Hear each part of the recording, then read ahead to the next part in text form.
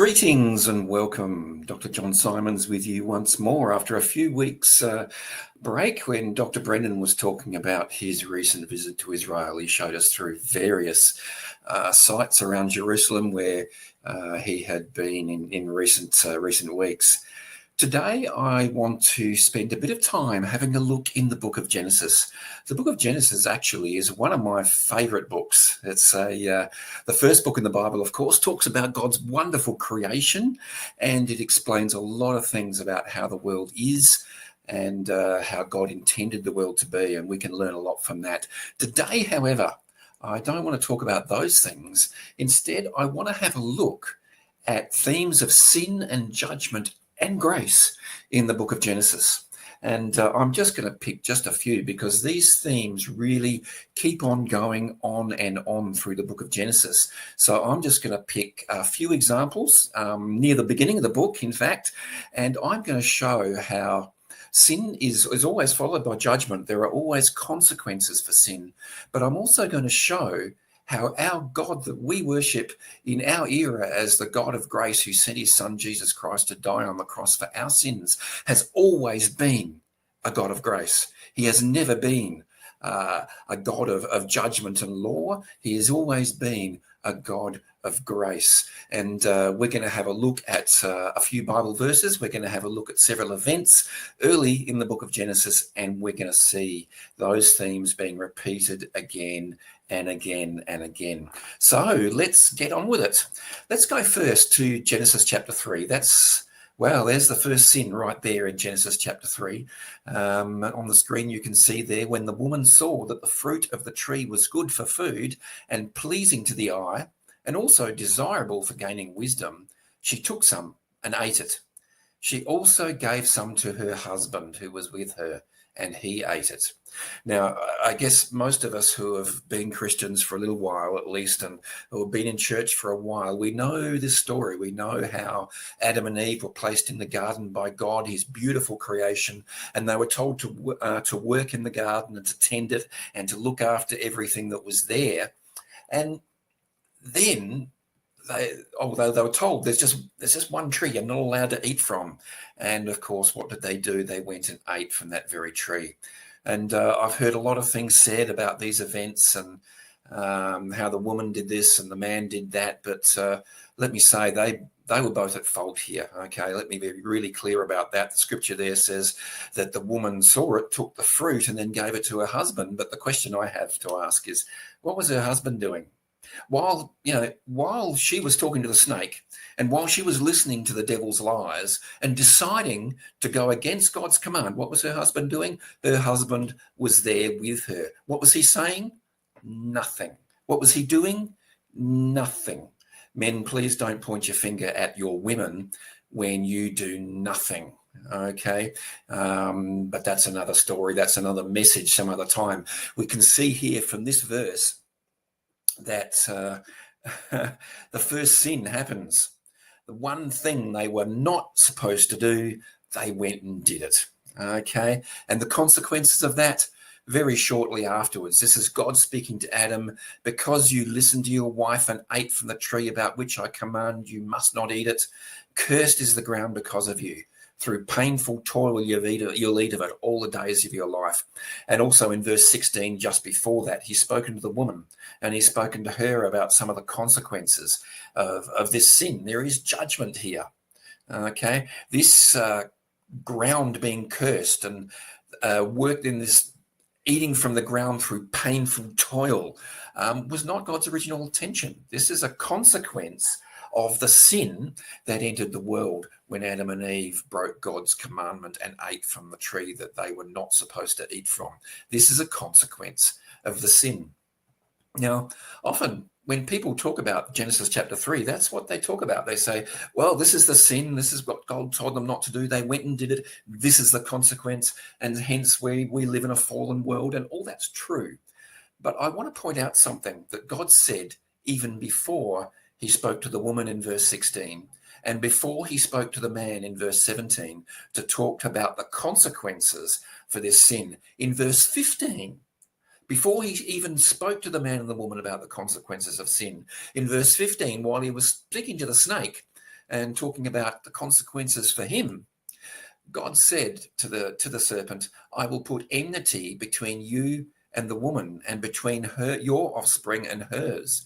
He will crush your head, and you will strike his heel. Now, this is often seen, apart from being a literal picture of the relationship perhaps between humans and snakes, it's also seen as a prophecy by God of the coming of the Redeemer. Already God is saying to them, in the presence of the man and the woman, he's saying to the snake, what you have done, one of the consequences is that I'm going to send my son to save the world from the consequences of today's events. Already, before he's spoken to the woman about what she did, and before he's spoken to the man about what he did, God has said the Redeemer is coming. There's one of the offspring of this woman will come, and he will crush the serpent's head, and he will be wounded in the process. The serpent will strike at his heel. And so what we see here is this God of abundant grace already, before he's even pronounced the curses that will affect the man and the woman, he is saying in their presence, one of the consequences of this event to today is that I will make an awesome sacrifice. I will send my one and only son into this world, that the world may be saved through him. This prophecy is made already in Genesis chapter 3, and it is made before God even speaks to the man and the woman about the consequences of their sin. And this, I think, just sets up a beautiful picture of this God of grace that exists right from the very beginning. God didn't choose one way to deal with it, to save his people in the Old Testament and change his mind in the New Testament. Salvation was always by grace through faith. And here already God is showing grace to the man and the woman as a result of their sin. And you know what else he does? I haven't put these verses up on the screen, but as soon as the man and the woman ate from the tree, they realized they were naked. And they made this very, very inadequate attempt to cover up their nakedness with fig leaves. And God in his grace provided for them. He provided for them much better. And an animal died in the process, but skins were produced for Adam and Eve to wear as clothing, which was much better than these fig leaves that they'd tried themselves as their own solution. God is like that. He is a beautiful God of grace who gives good things to his children out of his bounty and his grace. All right, let's move on to another example. There's plenty of examples for us to talk about, and I'm not gonna get through them all. I'm just going to pick a few. Let's move on to the very next chapter, where things go from bad to worse. Now, Cain said to his brother Abel in verse 8 of chapter 4, let's go out to the field. And while they were there in the field, Cain attacked his brother Abel and killed him. Murder number one, and there have been many since. In this fallen and broken world in which we live. Not only murder, but brother killing brother. And now you need to have a think about this, and this is important too for the verses that I'm going to show you in a minute. If you think about who was on earth in this time, it was Adam and Eve, Cain and Abel, maybe a few other children had come along by now, but they're not named as yet. Jewish tradition, according to the Jewish historian Josephus, Jewish tradition says that Adam and Eve had 27 children. Now, the Bible doesn't tell us that. The only ones of Adam and Eve's children that are named are Cain, Abel, and of course, the brother who was to replace Abel. Okay, and we read about those in chapter 5. But obviously they had many other children, including some daughters, okay, because obviously Cain and his brother married somebody, yeah. And again, that's another message, and I could talk about that another time. I'm not going to spend time on it today. But what we have, the reason I'm talking about this at the moment, is that everyone on earth at this time had a reason for vengeance against Cain, because everybody was related to Abel. Okay. Now, you know probably, and it varies in different cultures and different parts of the world, when it comes to vengeance, when it comes to making someone pay, which is a very common theme in many cultures, the ones who have the responsibility in many cultures to exact that vengeance are in fact the close relatives of the victim. Okay. And so Cain is in a situation, okay, where he has killed Abel, and everybody else on earth is a close relative of the man he just killed. Can you imagine the situation that Cain is in here? Well, there's a consequence. We read about it in verse 11. God says to Cain, "Now you are under a curse and driven from the ground, which opened its mouth to receive your brother's blood from your hand." Okay, so yes, pictorially, Abel's blood is in the ground in that place. Cain is driven from that place. And that's the consequence. He is made to leave his family and move to a completely different place. And remember, he would be under vengeance. He would be under vengeance. Everybody on earth was closely related to the man that he killed. Now, he's a problem. He's got a problem, hasn't he? And so Cain, in fact, says to the Lord, "Look, I'm a dead man. Everybody on earth is going to kill me." But the Lord says to Cain in verse 15 of chapter 4, "Then the Lord put a mark on Cain so that no one who found him would kill him." Interesting, isn't it? Okay, the sin, a very serious sin, that of murder, has been committed. The consequence is that Cain has been banished. He's been sent away from his family. He's been sent to a distant place where there are no people living. But God's grace is on him. There's a mark on him that forbids anyone who finds him from killing him and carrying out the vengeance that would have been due to him. Okay. And so again, we see in this example, we see sin followed by a judgment, but we also see God's grace at work in that. Okay. God could have just let Cain to fare how he would against other people that he came across on the earth, because at this stage, everybody on earth had a right to exact vengeance for his brother Abel. And yet God's grace is at work, and God puts a mark on him so that vengeance is not carried out and he lives out a long life. Interesting, isn't it? God's grace, even where it is certainly not deserved. Okay. And in many cases, we talk about God's grace and, oh, that's wonderful, God's blessing, and we don't stop to realize that often that blessing and that grace is not deserved. And in fact, really, that's the definition of grace, isn't it? It's undeserved merit. And in this case, Cain obviously did not deserve what God did for him. This is grace to a murderer that God has extended here. All right, let's move on and find another example, shall we? We've seen in chapter 3 and chapter 4 the most obvious examples of sin in the Bible. But by chapter 6, things have taken on sin on a different scale. Let's see what the Bible says there. At Genesis chapter 6, verse 5, "The Lord saw how great man's wickedness on the earth had become, and that every inclination of his thought, the thoughts of his heart, was only evil all the time." Wow. Every inclination of the thoughts of his heart was only evil all the time. Wow. We've got a bad situation. Sin has gone. It went from eating a fruit they were told not to eat to murder. And here, in a number of years later, that mankind has now multiplied on the earth. There are many more people. We're looking at probably centuries later, quite a few centuries perhaps. We're looking at now every inclination of the thought of man was only evil all the time. I mean, that really rules out any good spot in the earth, right? Only evil all the time, every inclination of man's heart. We really have a terrible situation here where mankind has become terribly evil on the earth, and terrible, terrible, terrible things are happening. The Bible is not specific about the kinds of things that were happening, but we know it was terrible, okay?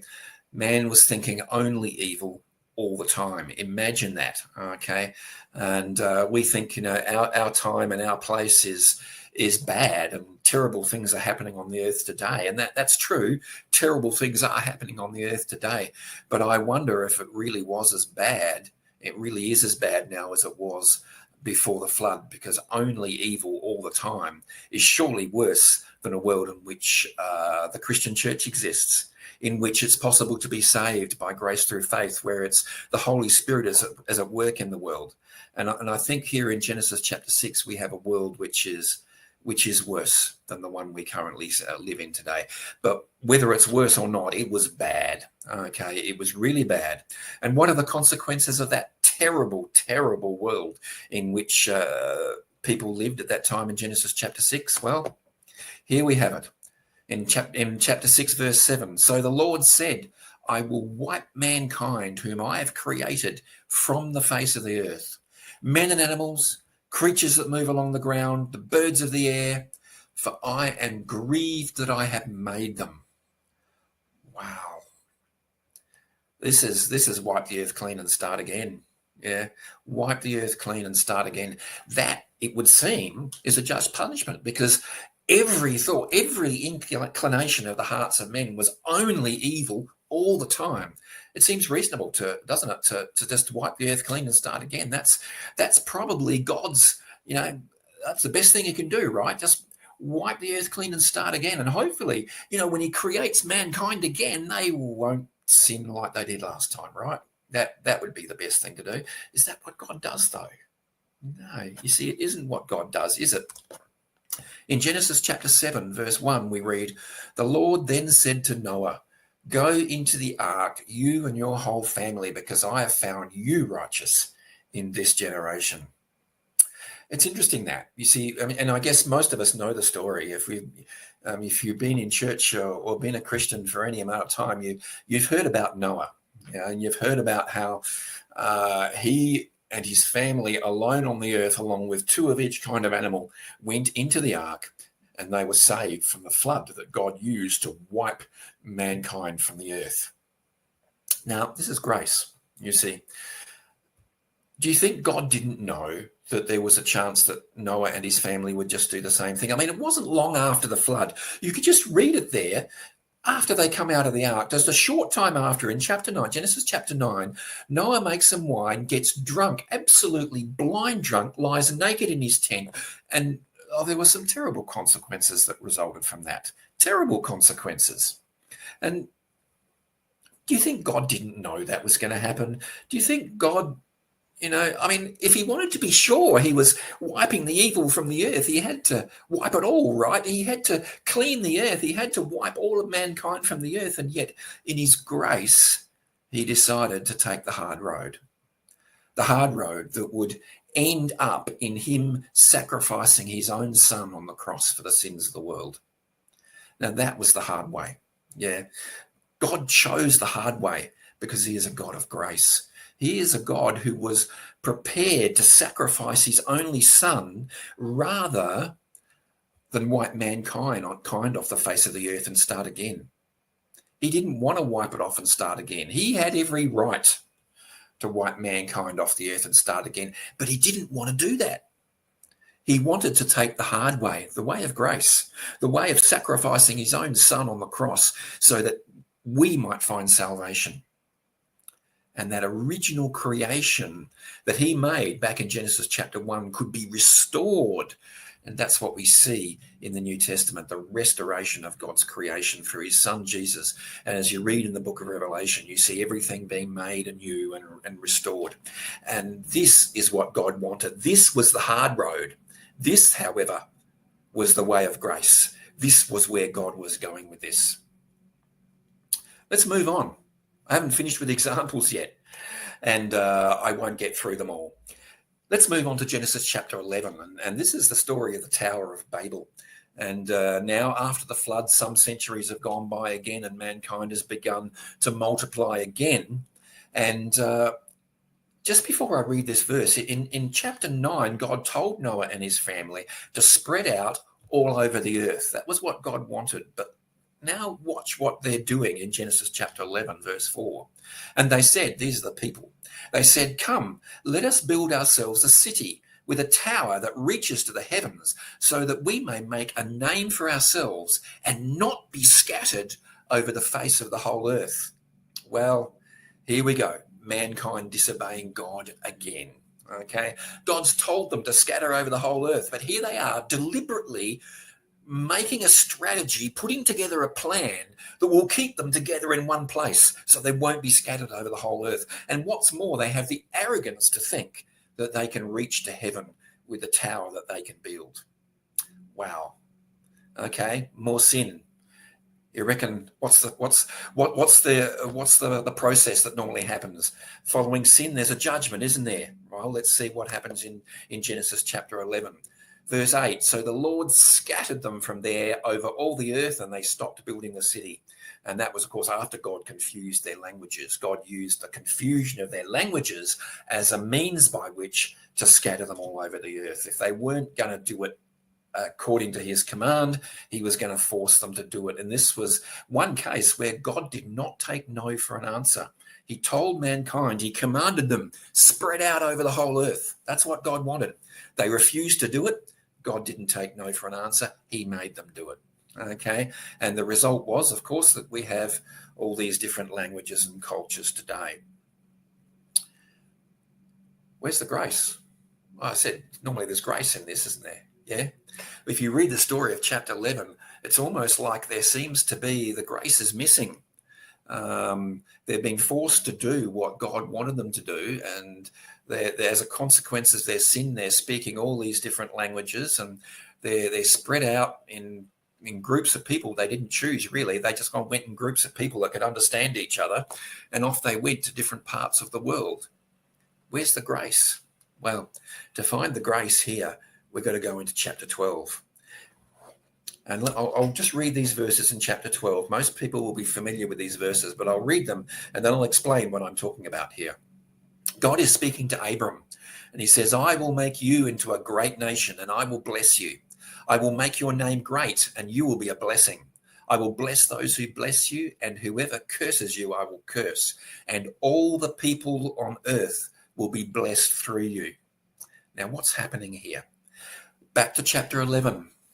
Let's just have a look. I'll bring that back up on the screen. The Lord scattered them from there all over the earth, and they stopped building the city. What is happening here is all the nations are being created. Yeah, all the people are scattering from one part of the earth to another part of the earth, and all the various nations are being created now as people migrate to all over the earth, away from the Babylon area of Babylon that this tower was almost certainly built in. And so you've got the creation of the nations, and immediately the nations are created. God chooses Abram. And why does he choose Abram? Well, you see it there in verse 3, and all the peoples on earth will be blessed through you. The people have disobeyed God, and they've been forced to scatter like God told them to do, even though they didn't want to. And God still now creates a way for them to be blessed. He chooses Abram, and Abram is going to be the blessing, and all the peoples on earth will be blessed through them. He's going to bless Abram so that blessing would overflow to all the peoples on earth, and all the peoples on earth would be blessed. All these people on earth. And remember, Genesis chapter 12 here comes right after Genesis chapter 11. In Genesis chapter 11, we have the story of the Tower of Babel. We have the people scattered over the whole earth. We have the table of the nations. We have people, all the nations listed there in end of chapter 11. And straight away, these nations are created. These nations are listed. God chooses Abram so that the nations can be blessed. You see what God is doing there? He is blessing the nations. He's chosen Abram as a means through which he's going to do that. But again, you see grace. We have a God of grace, my friends, right from the very beginning of creation. When in fact, even the act of creation itself was an act of grace. God didn't need to create. God doesn't need us. He was perfect and whole before he created. And he created the world as a place for us to be in. And he created us so that we might have a relationship with him. And when that was blown away by our sin, he sent his son so that relationship might be restored, and so that creation might be restored. He is a God of grace. And don't let anyone tell you that the Old Testament is all about law and the New Testament is all about grace. That's not true. For example, let's take the example even of the giving of the law to Moses at Sinai. What has happened? You see, the people of Israel at this time are in Egypt. They're slaves. What do? They cry out to God. Yeah? They cry out to God.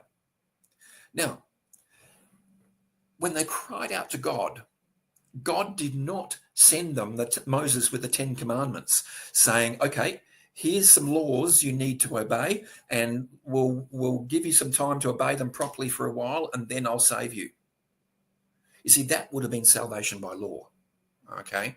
If when the Israelites cried out in Egypt, God had given Moses at the burning bush, he'd given Moses right there the 10 Commandments and told him, take these commandments to Egypt and tell the people to obey them.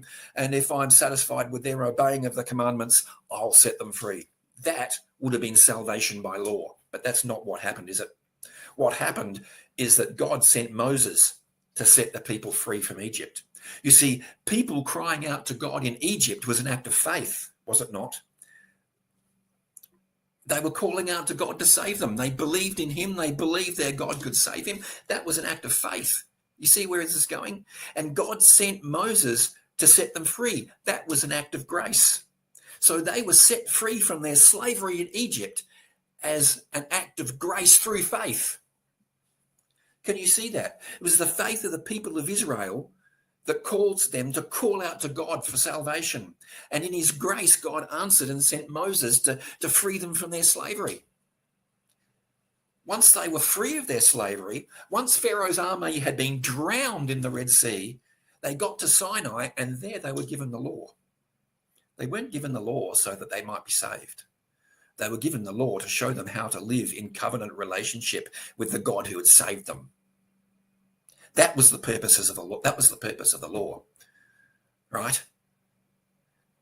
So salvation by grace through faith wasn't plan B. It was plan A. That was how God did it from the very beginning. Even in Genesis chapter 3, he did it. Genesis chapter 4, he did it. Genesis chapter 6, he did it. Genesis chapter 12, he did it. When the people were in Israel, he did it again. Salvation by grace through faith. And when he sent his son, the son that he had promised that he would send way back in Genesis chapter 3, it was still plan A. It was still plan A. Our God of grace has seen sin, he's judged it, and he's shown grace by giving us a way out, a way to restore our relationship with Jesus Christ. And look, I could go on. The Bible is long. Even just the book of Genesis is long. And we could talk a lot more about the way our God saves by grace through faith. That he is a God of grace. When sin happens, there are consequences. There is judgment. But then there is grace as our God provides a way out. I pray that as you continue to serve this God of grace, that he will bless you abundantly in whatever ministry he has called you to. Amen.